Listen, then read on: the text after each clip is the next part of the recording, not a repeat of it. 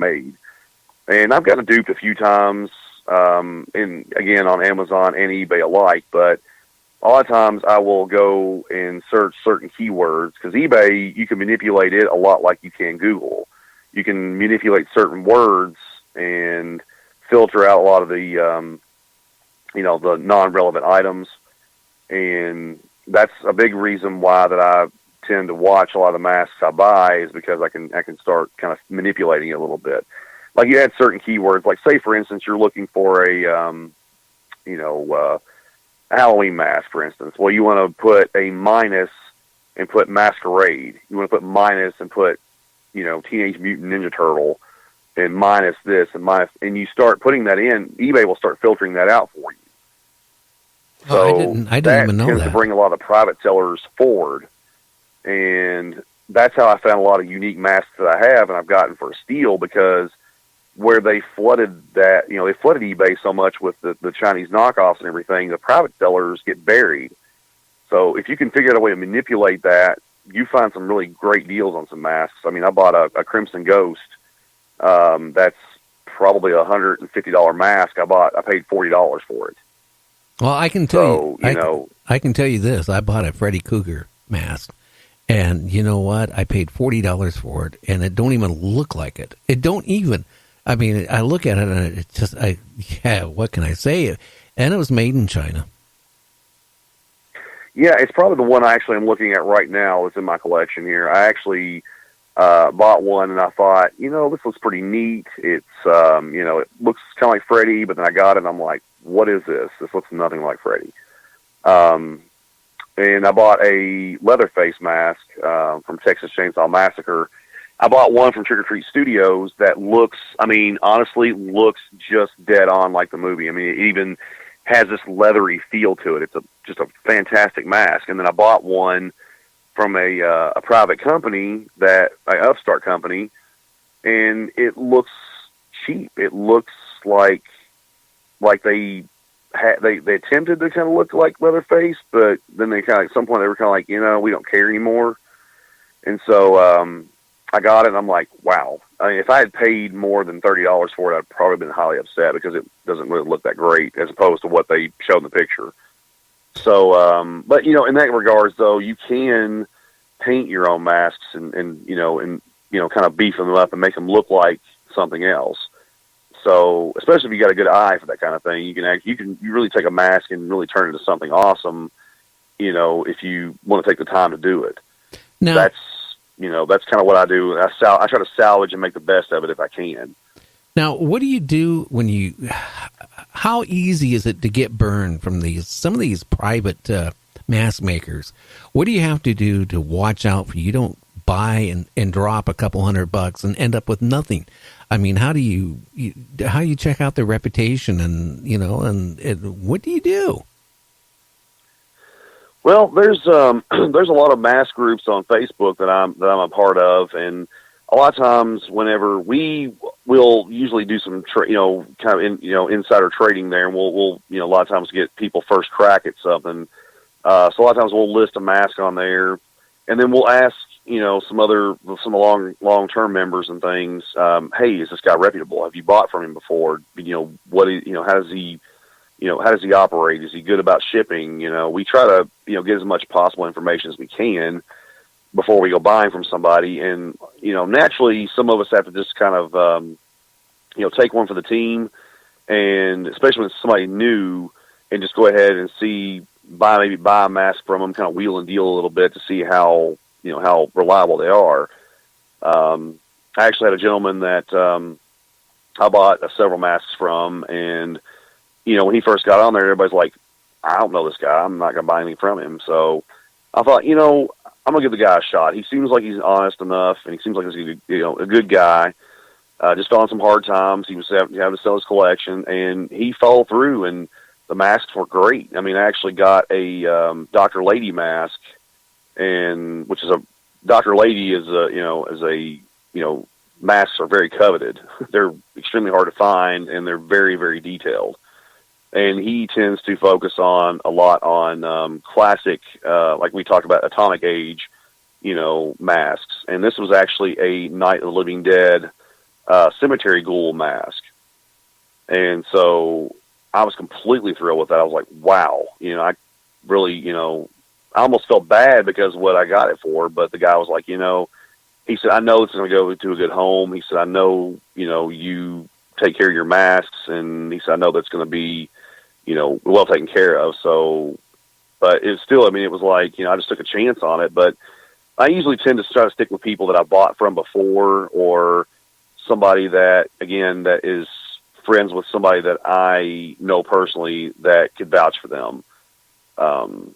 But yeah, it's really, it really is hit or miss, but I've gotten lucky so far. I've only really been burned on a couple of masks that I wasn't impressed with, but, I actually bought a mask, and I'm sure are you familiar with the serial, series called Phantom Creep with, Bela Lugosi? No, I'm not. Well, it was a serial. They actually, eventually turned into a movie, but it was a serial back in the 30s. And Bela Lugosi was naturally a mad scientist, if you can imagine him playing any other role besides Dracula. And he creates this robot, and it's like a 8 foot tall killer robot that obeys his every command. I love it. The robot's really cheesy looking, but it's just a really awesome looking robot.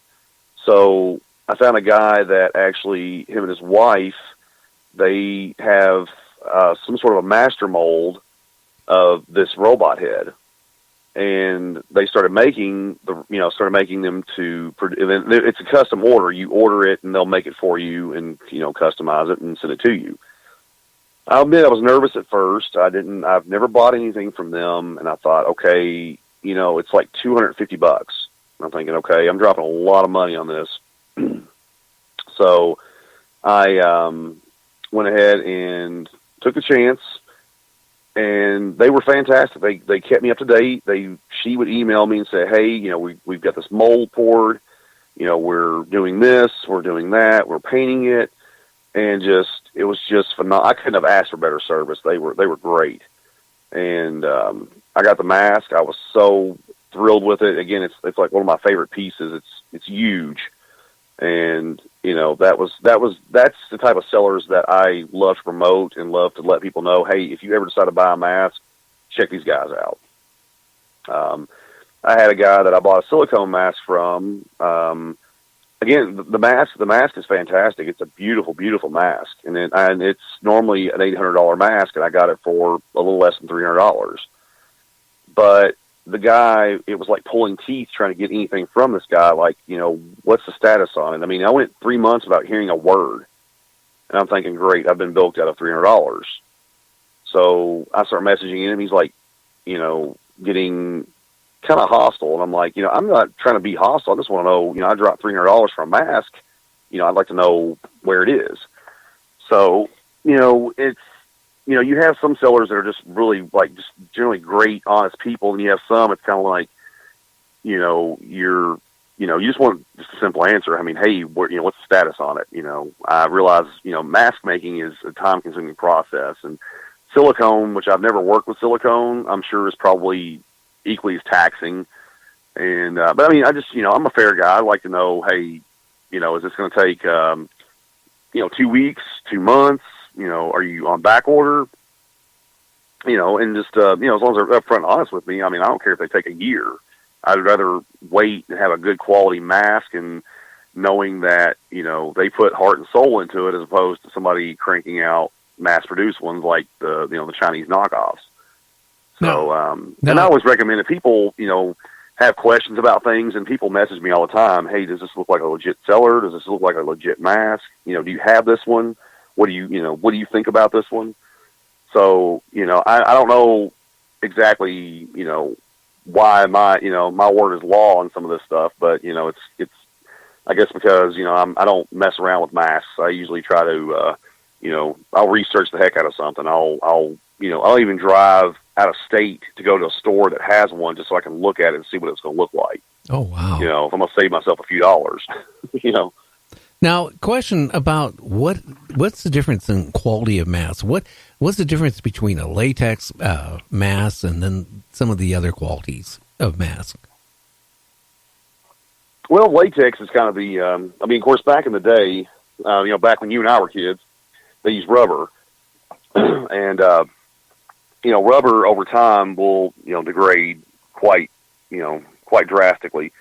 Especially if it's not being used or taken care of, it's kind of like, when you have a car and the tires sit for, months or years, they dry rot and just fall apart. So latex became kind of a standard for masks, and it's a lot more durable. It's a lot easier to work with, and depends on, as far as like the quality of masks, is the thickness of the pool. And when we say the thickness of the pool is like when it actually gets poured into a mold and then pulled back out, how much latex do they actually spend, putting into it? The thinner ones are like the old school rubber masks. They're really flimsy. They, really don't retain their shape very well. Although they are easier to shape, they don't really retain their shape that well. So if you take it off and you throw it down on the floor, and I'm saying this from a kid's standpoint, kids really don't, when they come in from Halloween, they throw their mask on the floor, it just sits there. But a lot of times, quality mask makers will put some sort of, like a solution to seal the latex and make it more durable. It's, again, it retains its shape better. It holds up a lot better. And the silicone masks now are becoming a thing, and because they are extremely expensive, but however, they look very realistic. Like, you can eat with these things on, you can smoke a cigarette, you can drink coffee. It literally is like a second skin.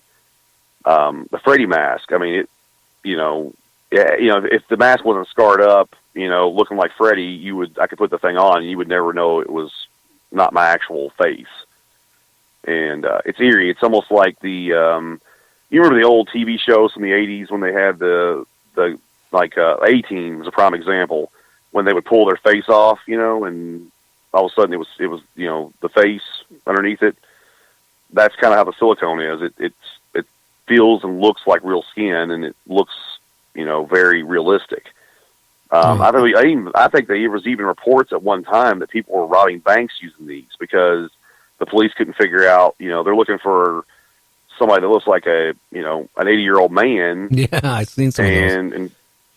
And truthfully, it's probably somebody in their 20s, just wearing a silicone mask, So it's, definitely a more creative way, I guess, to rob a bank. I mean, that's kind of scary in that thought, but. Okay, well, I've seen some of those masks, and I mean, I actually had a friend that had one. God, I don't remember how much he paid, but it was a lot of money. But, when he had it on, I mean, unless you I'm talking within about a foot from his face. If you were back like 3 or 4 feet, you swear to God he was 80 years old. Yeah, and I mean, it's crazy. I mean, like, I actually watched some of the videos and things of some of the companies and things that I keep in touch with. They started making silicone masks, and I mean, there's an Arnold Schwarzenegger mask, like a Terminator style mask. They have actual Arnold Schwarzenegger, like just the man himself mask, and it's crazy. It's like, wow. I mean, especially if you line it up with your eyes correctly and your lips and everything, you could talk with this thing on, and if, like I said, if you were passing somebody in the street, you would never pay attention to them. You would just think, well, they're just, it's just an old man, or so it's pretty crazy. I mean, I was really impressed with, because I'd seen them, and I actually worked at a few haunted houses, and one of the places in Lexington actually uses silicone masks. They don't do anything latex, which really kind of threw me for a loop. But believe it or not, there actually is a latex allergy, so a lot of people can't wear latex masks or get around anything latex. So I guess they decided to go with the silicone or face paint. So they have probably, gosh, I bet well over $10,000 in silicone masks. Okay, and, our time is gone. You want to tell? Well, it went by fast. I mean, it was interesting. Can you, if you want, tell people how they can find you on Facebook? Yeah, I mean, as far as on Facebook, if you want to type in the URL, it's Spook Show 138, feel free to add me on there, and like I said, I'll introduce you to some of the